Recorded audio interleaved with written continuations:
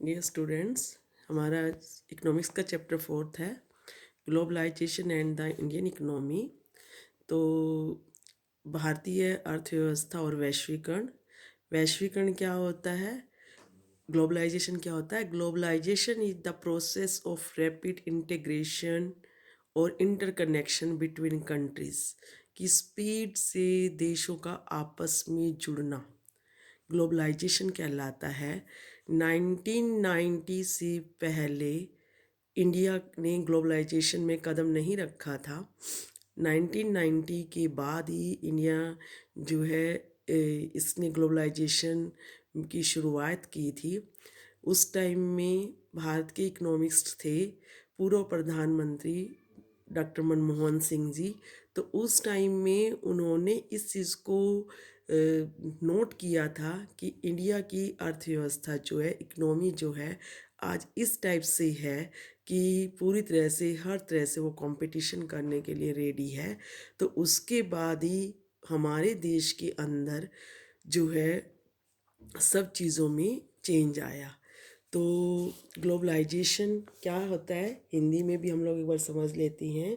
जब विश्व की सभी वस्तुएं एक दूसरे के साथ जुड़ जाएं, यानी कि प्राथमिक, द्वितीयक और तृतीयक क्षेत्रक जो हैं वो एक दूसरे के नज़दीक आ जाएं, एक दूसरे से जुड़ जाएं, तो उसे हम जो है वैश्वीकरण कहते हैं।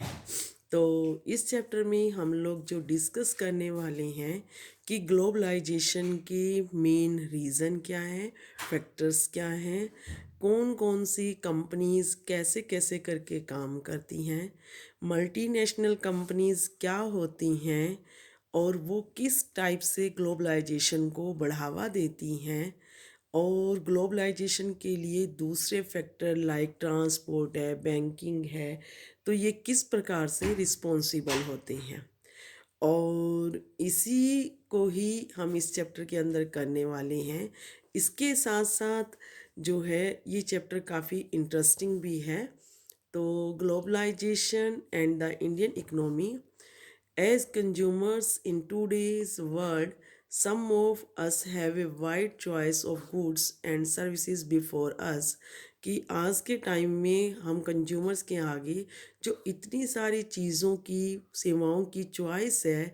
The latest model of digital cameras, mobiles, phones and television made by the leading manufacturers of the world are within our reach in every within our reach।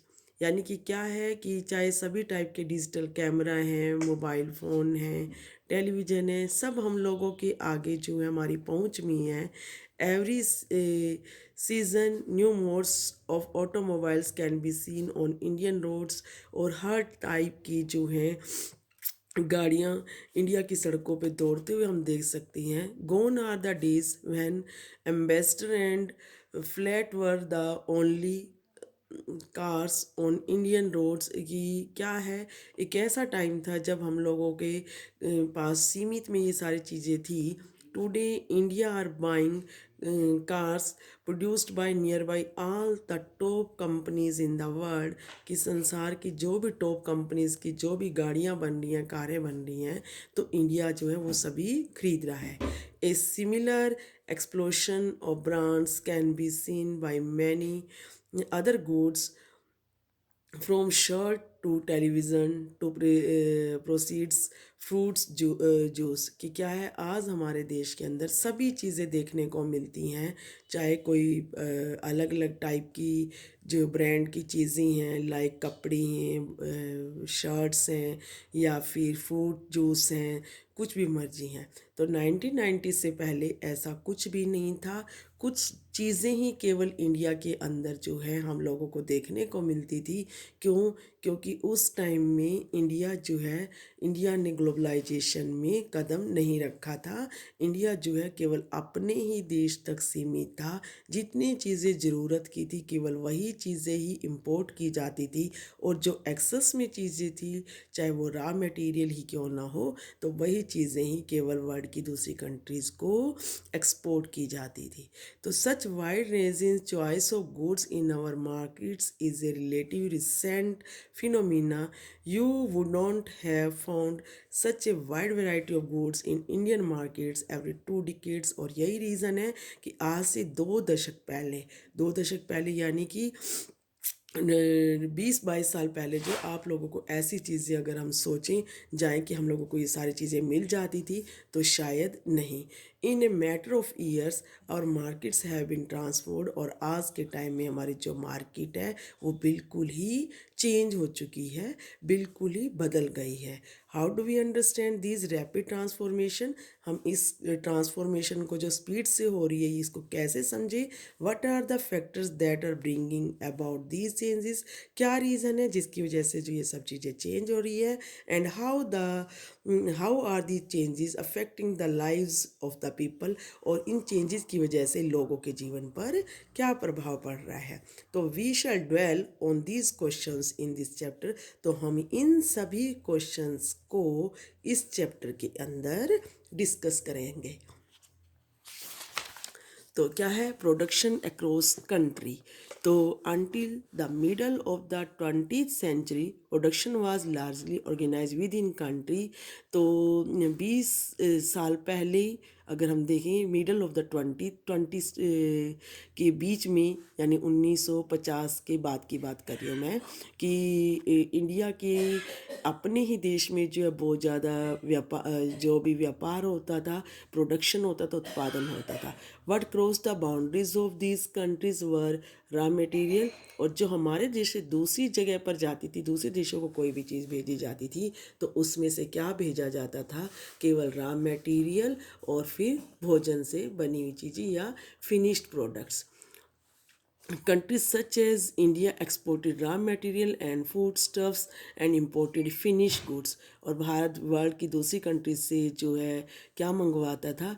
कुछ सामान मंगवाता था बना हुआ, और जो है एक्सपोर्ट क्या करता था? रॉ मटेरियल और खाना। Trade was the main channel connecting distant countries. और व्यापार ही जो है मेन चैनल था एक तरह से सभी दूसरे दूर के देशों को जोड़ने के लिए। This was before large companies called multinational companies emerged on the scene. और उस टाइम में जो है क्या है कि बड़ी बड़ी जो कंपनियां हैं जिनको हम मल्टीनेशनल कंपनीज कहते हैं वो उदय हुई, यानी कि वो आगे आई। और उसके बाद जो है ये ग्लोबलाइजेशन भी शुरू हुआ, और उसके बाद जो है सभी देश और भी ज़्यादा एक दूसरे के साथ जुड़ना शुरू हो गए। तो एक मल्टीनेशनल कंपनी क्या होती है? एक मल्टीनेशनल कंपनी जो है दैट ओन्स और controls production in more than one nation. कि जिसका किसी एक देश के साथ नहीं, एक या एक से ज़्यादा देशों के साथ उत्पादन करने के लिए और उसको कंट्रोल करने का कंट्रोल करता है। यानी कि एक मल्टीनेशनल कंपनी क्या हुई कि एक मल्टीनेशनल कंपनी वो होती है जो कि एक से अधिक देशों में नियंत्रण और स्वामित्व रखती है। यानी कि एक से अधिक देशों में उसका उत्पादन भी होता है और वो उसके ऊपर कंट्रोल भी करती है और उसके जो है मालिक भी होती है। तो multinational setups office and factories for production in regions. Multinational companies जो अपने ऑफिस या फैक्ट्रीज वहाँ पर बनाती है उत्पादन करने के लिए जहाँ पर उनको जो है चीप लेबर मिल सके और दूसरे सोर्सेज भी उनको मिल सके। केवल चीप लेबर नहीं, लाइक रॉ मटेरियल है, ट्रांसपोर्ट की है, वाटर की है और बैंकिंग है, और उसके साथ साथ मार्केट भी हो। This is done so that the cost of production is low. जिससे कि क्या होती है, जो भी सामान बनता है, प्रोडक्शन होता है, उसकी कीमत कम होती है।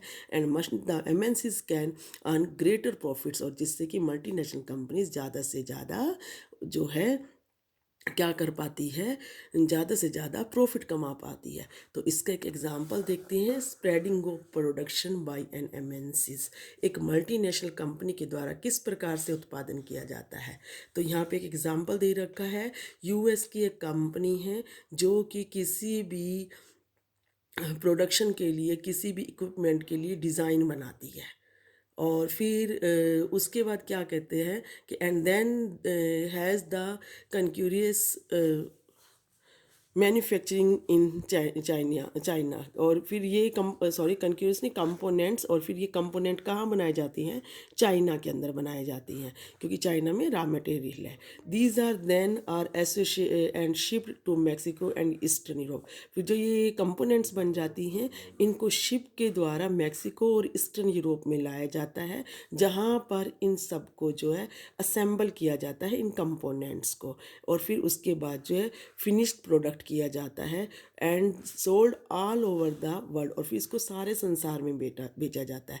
और इसी बीच में the companies customer care is carried out through call centres located in India. और इसी बीच में इंडिया के अंदर जो इतने सारे कॉल सेंटर्स हैं, उसके थ्रू कस्टमर्स तक जो है कंपनी अपना सामान पहुंचाती है। बेंगलोर जो है, बेंगलोर के अंदर बहुत ही वेल फर्निश्ड और वेल सब कुछ है, जो कि एक तरह से जहाँ से पूरे वर्ल्ड के अंदर जो है जानकारी दी जाती है कि कहाँ पर किस टाइप से बनाया जाता है कोई सामान, या किस टाइप से कहाँ पर क्या प्रोडक्ट है जिसको जो है दूसरे देशों में सेंड किया जा सके। तो यहाँ देखो आप लोग, कितनी कंट्रीज आपस में कनेक्ट हुई। पहले अमेरिका कनेक्ट हुई, अमेरिका ने उसके कंपोनेंट के, सिर्फ इक्विपमेंट के जो है डिज़ाइन बनाए, फिर चाइना के अंदर वो कंपोनेंट बने, फिर मैक्सिको और ईस्टर्न यूरोप के अंदर उनको असेंबल करके प्रोडक्ट तैयार किया गया। और इंडिया के लोगों ने इसके लिए एडवर्टाइजमेंट की, और इन लोगों को इसके बारे में इंफॉर्मेशन दी, और जिसकी वजह से जो है ये सारी चीज़ें जो हैं कैसे करके वर्ल्ड की दूसरे स्थानों पर रहने वाले कस्टमर तक पहुंची। तो यहाँ पर हम लोग क्या कहना चाहते हैं,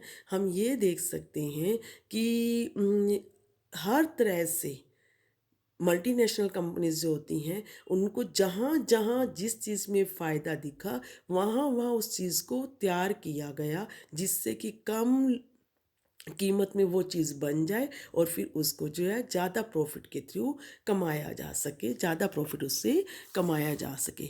इन this example the MNC is not only selling finish product globally, but more important the goods and services are product globally. यहाँ इसका मतलब ये नहीं है कि एमएनसीज जो है केवल फिनिश्ड वर्क प्रोडक्ट को जो है सेल करती है विश्व स्तर पर, बल्कि वो वहाँ वहाँ इसको बनवाती है जहाँ जहाँ उसको ज़्यादा फ़ायदा होता है। और इसका रिजल्ट क्या हुआ, production is organised in increasing complex way. और इसी वजह से जो प्रोडक्शन जो है वो क्या है, एक जटिल तरीके से आपस में जुड़ा हुआ है, संगठित हुआ है। The production process is divided into small parts and spread out area the globe. और इसी वजह से जो प्रोडक्शन जो है अलग अलग हिस्सों के अंदर छोटे छोटे चीज़ों के रूप में तैयार होता है, और फिर उसके बाद जो वो सामान इकट्ठा करके, यानी उसको असेंबल करके तब बेचा जाता है। जैसे कि हमने एग्जांपल देखा कि चाइना जो है वहाँ पे चीप मैन्युफैक्चरिंग लोकेशन है, कि जो सामान मैन्युफैक्चरिंग का काम है सस्ते में हो जाता है। और मैक्सिको और ईस्टर्न यूरोप के अंदर क्या है, वहाँ पर क्लोजनेस है मार्केट की, यूएस के साथ भी और यूरोप के साथ भी। और इंडिया जो है हाईली स्किल्ड इंजीनियर है, इंडिया के अंदर जो है इतने सारे इंजीनियर हैं जो कि इन सब चीज़ों को बहुत अच्छे से समझ सकते हैं, उनके पास टेक्निकल नॉलेज है। और उसके साथ साथ जो उनकी एजुकेशन जो है इंग्लिश में भी है, जिसकी वजह से वो पूरे वर्ल्ड के लोगों को इंग्लिश में स्पीक करके यहाँ के यूथ जो हैं लोगों को इसके बारे में जानकारी दे सकते हैं, कस्टमर केयर सर्विस जो है प्रोवाइड कर सकते हैं। And all the probably can be 50 to 60% cost saving for the MNC. और इससे क्या होता है कि एमएनसी को जो है, मल्टीनेशनल कंपनी को 50 से 60% जो है वस्तु की कीमत में सेविंग हो जाती है। लाइक जो चीज़ 100 रुपये में तैयार होनी है वो उनकी 40-50 रुपये तक ही तैयार हो जाती है, और फिर उसको वो 100 रुपये में बेच देते हैं।